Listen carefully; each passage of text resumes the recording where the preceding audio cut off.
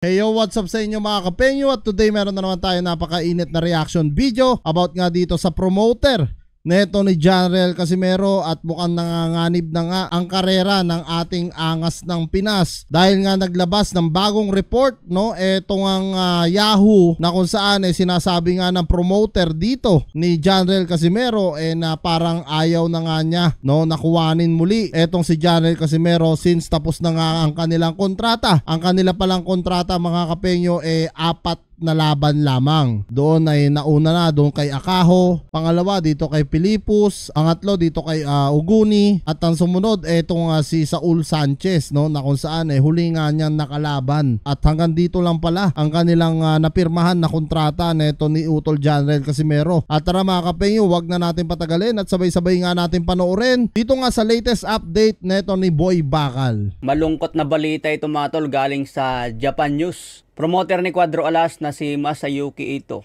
nawalan na raw siya ng interes dahil sobra-sobra na raw ang bashing na natatanggap ngayon ni Cuadro Alas. Ito ang report galing sa Yahoo News Japan. Basahin natin yung nilalaman ng report mga tol kung ano nga ba yung pinagsasabi dito. It's impossible for Casimero to fight in Inoue, let alone in Japan. He certainly put a great fight, but he can't even keep his weight. So I'm really disappointed and there's no way to follow up. Ito nga po yung payag ni Masayuki Ito sa kanyang interview. Nako po mga kapenyo, no, kung yan nga talaga yung naging pahayag ni Masayuki Ito ng promoter nga ni Utol Janriel, nakakalungkot nga talaga yan para sa ating boxing fans, no, lalong lalo na doon sa mga solid supporter ni Utol Janriel Casimero. Sobrang malulungkot po sa balitang ito, no, at talagang matindi to mga kapenyo, no, kasi ang ina-expect natin, ang kanyang promoter, ang kanyang magiging kakampi, yun pala sa kabila ng yun parang nawalan na rin ng gana dito kay Janriel Casimero dahil lang sa isang pagkakamali, no? My promotion contract is just about to expire after 3 matches. Ito yung laban niya kay Pilipus, Uguni at ngayon kay Saul Sanchez. And I don't really want to talk about Casimero anymore. Nako. Nako po mga kapenyo, ang tindi nito. Ayaw na nga raw niyang makausap, no, o magkaroon sila ng komunikasyon neto ni Utol Janriel Casimero, which is talagang nakakalungkot, no, na talagang mababalitaan natin ganito. Sobra yung parusa na nangyari kay Janriel, no, even though na ban na nga siya or suspended na nga siya, no, ng 1 year dito sa Japan, nasundan pa, no, pati ang promoter. Grabe. Masakit pakinggan yun mga tol. Totoo. So parang nawalan na ng gana si Masayuki Ito. The backlash from anti-fans is even worse that I imagined. So mas malala pa raw ang bashing na natanggap ni Casimero ngayon sa Japan kaysa inaasa ni Masayuki Ito. Hindi naman kasi dadami ang basher ni Utol Janriel Casimero kay sa Japan. Napakadami kasing natalo. Diba, common sense lang yan Bakit nung mga laban niya kay Uguni, wala naman siya natanggap na bash sa Japan? Kasi nga, ganun yung nangyari, no, dahil sa pagkauntog. Kasi ngayon, talagang malinaw na knockout itong pagkakagawa nga ni Janriel Casimero. Ngayon napakarami ng basher kasi nga talo ganun talaga pag natalo, no, lalo na pag pinustahan mo ng malaki at nagtiwala ka doon, natural marami talagang iiyak. Common sense na lang, di ba? Di ba galit na galit nga yung mga Japanese mga tol On social media, the flames on bashing have even fallen on Ito, who promoted the overweight Casimero.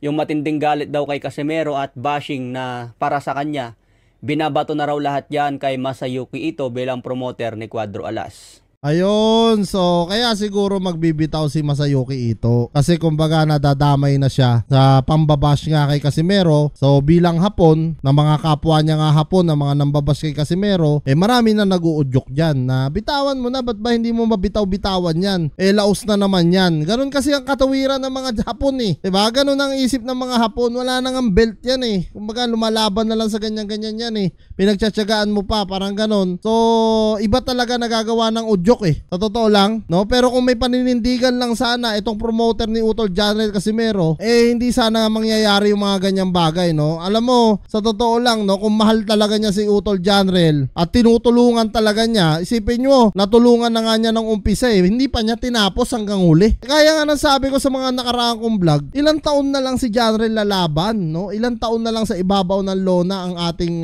angas ng Pinas. Kasi may edad na rin talaga si Janriel, turning 36 na. Kumbaga Kumbaga, ilang taon na lang hindi pa pinagtiyagaan ni Masayuki Ito. Pero kung ako kay Utol talaga, mapayong kaibigan lang tol. Maghanap ako ng bagong promoter.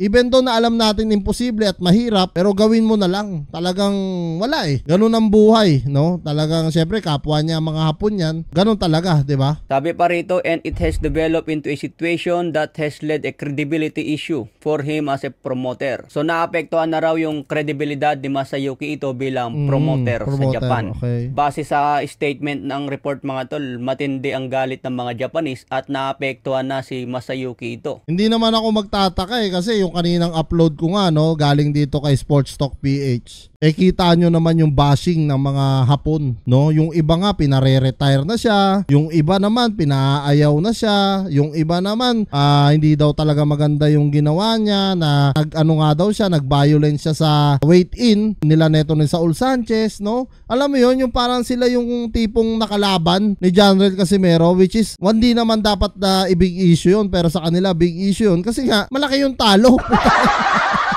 Yan yung real talk dito. So hindi pa naman siguro officially na hindi na niya i-renew si Cuadro Alas. So kung hindi na i-renew ni Masayuki Ito, kailangan na ni Cuadro Alas ng bagong promotion. Totoo. Hindi lang naman sa Japan ang pwedeng lumaban si Casimero. Yes, oo. Pwede sa Pilipinas, sa Thailand, Korea, Dubai. Sa US, hindi rin siya pwede doon.